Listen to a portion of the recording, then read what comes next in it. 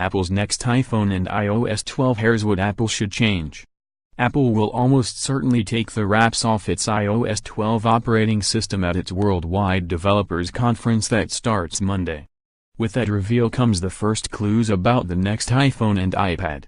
You can't rule out surprises, but the pre-WWDC run-up suggests an iOS upgrade that will be relatively light on elaborate new features and instead focus on stability. Since iOS 11 has had its share of bugs and other issues, an emphasis on reliability would be a positive. Even with iOS 12 on the horizon, Apple hasn't stopped bolstering its current mobile operating system. It just added the Messages in iCloud feature as part of the iOS 11.4 update, which lets you store your messages, photos and other attachments in the cloud to free up space on your devices. An iOS 12 upgrade will not only impact future iPhones and iPads, but also freshen up the phone or tablet that you already own. Keeping this in mind, here are items on my iOS 12 wish list. Are you listening, Apple?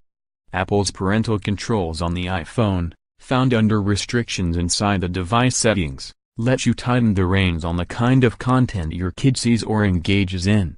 But what's missing are granular time limit app-by-app controls a caregiver can use to restrict when, and for how long, your child is involved in such activities. In other words, it lacks a key tool to combat smartphone addiction. I've got fingers crossed that such time limit controls will be announced next week. More, Apple still makes it too hard to get kids to put down their iPhone. Owners of the iPhone X, the only iPhone to ditch the home button, have had to learn new navigational gestures. The betting here is that some, if not all future iPhones, will similarly do away with the home button, and instead have the user rely on Face ID facial recognition. What this means, I hope, is that Apple will adopt some of the existing navigational behavior on the X as part of iOS 12, while doing away with others. Swiping up from the bottom of the screen to get to the home screen is a simple gesture that works well, a keeper. I'm also a fan of the way you can switch apps by swiping at the bottom of the display. Alas, I can't say the same for the hoops you have to go through on the X to dismiss a running app. You must first summon the app switcher or multitasking screen by swiping up and pausing for a second or so. My inclination at this point is to swipe up on a card representing a running app to remove it. But that's not how it works on the X. Instead, you must press down for a moment on a card until a circled red dash appears on the upper left corner. Only then can you use swipe up to dismiss that app and any others.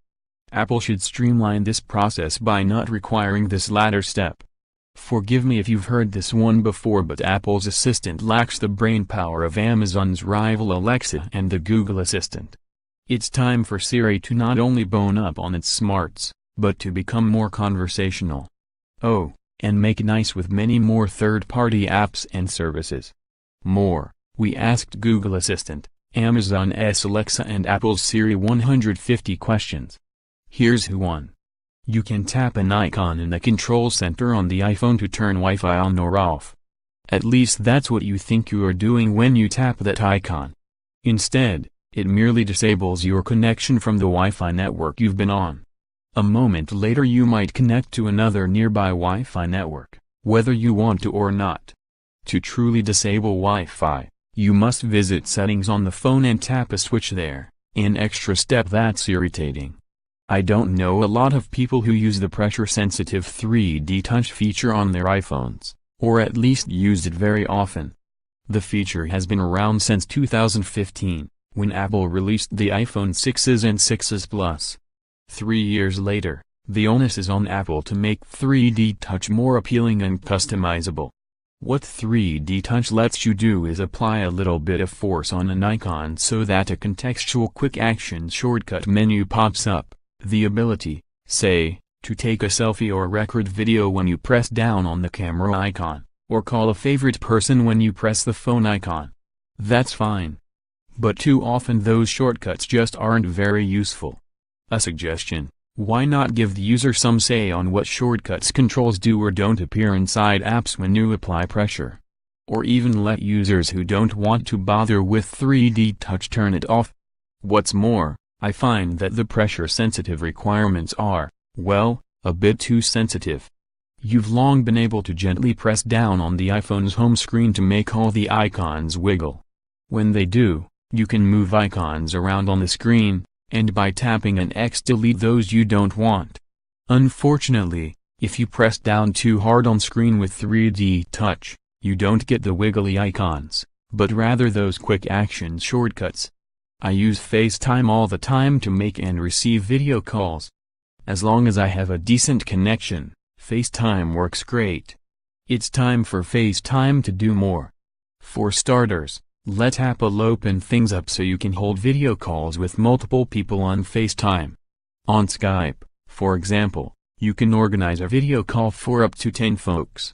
While we're at it, I also would like the ability to leave video messages when the people you call aren't available to FaceTime. A design refreshes in the eyes of the beholder, of course, and I'm not calling for wholesale changes, just a little more flexibility. The grid of icons on the home screen is functional but frankly getting tired, and I'd like to see some way to liven things up. Maybe the icons reveal more information at a glance, a snowflake on the weather app to indicate, say, that a storm is closing, if not the actual temperature, or something like the live tiles on Windows phones. And if you're wary about such changes, why not have a classic screen option that more or less keeps the status quo design? Speaking of the screen, I'd like future iPhones to have an always-on display option like we've seen on other devices. Such a screen would also surface glanceable information, the time, weather, maybe some notifications from the people with whom you most need to stay in touch. Still, another display option would let you choose a dark screen motif, an interface loosely along the lines of the invert colors feature that is currently buried inside the accessibility settings of the iPhone. Such a mode might appeal to folks with a near bezel-free iPhone like the iPhone X. Google is just now rolling out a new tools for an artificial intelligence-driven visual search feature called Google Lens, which lets you point the camera on an Android phone at objects and signs to do such things as copy and paste real-world text, provide style and shopping details on clothing, reveal details about a painting and so on. The tech is cool but still in its nascent stages, and I'd like to see Apple, through iOS 12 and the cameras on the iPhones, come at it as well. Apple also has ambitions with augmented reality, which was a big part of iOS 11. I'd expect more advancements in this area.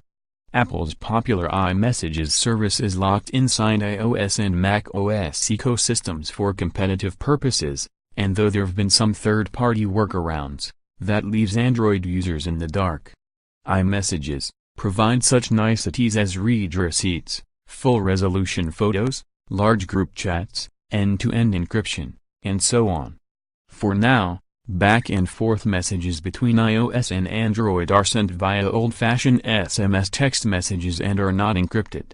I'm not expecting Apple to announce a strategic about-face next week when it comes to opening up its Messages app to competitive platforms.